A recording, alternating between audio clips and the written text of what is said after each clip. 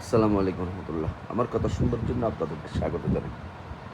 আজকে বাংলাদেশ জাতীয়তাবাদী ছাত্রদল কেন্দ্রীয় কমিটি সারা দেশে ঢাকা মহানগর উত্তর থেকে শুরু করে কক্সবাজার এবং যশোর প্রায় সম্ভবত 15-20টা জেলা কমিটি, আংশিক পূর্ণাঙ্গ কমিটি ঘোষণা করেছে। আশা করি তাদের যাচাই বাছাই এত খারাপ হবে না। রাকিব নাসিরের চাওয়া পাওয়ার কিছু নেই। তারা জীবন উৎসর্গ করে দিয়েছেন, তার বিনিময়ে স্বৈরাচারে পতন হয়েছে, স্বৈরাচার পালিয়ে গেছে। তারা আজকে সম্মানীয় নেতৃত্ব দিচ্ছেন। আর যারা এই কমিটিতে এসেছেন, মনোনীত হয়েছেন, নির্বাচিত হয়েছেন, কমিটির তালিকায় অন্তর্ভুক্ত হয়েছেন, সকলকে অভিনন্দন এবং শুভেচ্ছা জানাচ্ছি। এবং আমি একজন ছাত্র দলের সেই 90 পরবর্তী সময়ের ছাত্র দলের কর্মী হিসাবে আমি সমগ্র নেতাকর্মীদেরকে বলবো,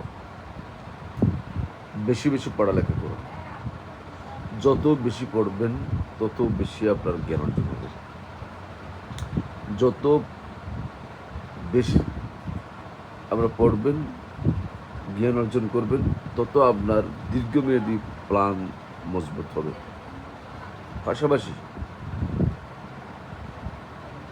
ছোট হোক কিছু একটা কাজ করবেন, যেখান থেকে কিছু আয় পাবে, সেই আয়ের বিনিময়ে নিজে চলবেন, নিজের পরিবারের প্রতি সহযোগিতা করতে পারবেন।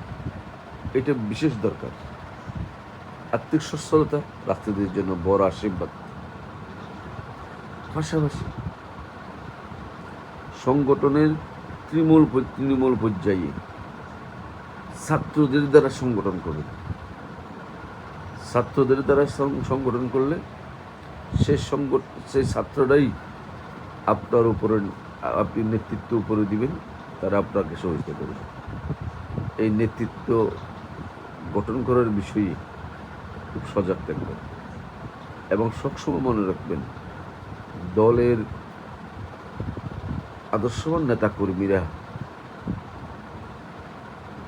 যাই বলুক না কেন, তাদেরকে নিজের মতো করে রাখবেন। এতে করে আপনার নিরাপত্তা হবে, আপনার সুবিধা হবে।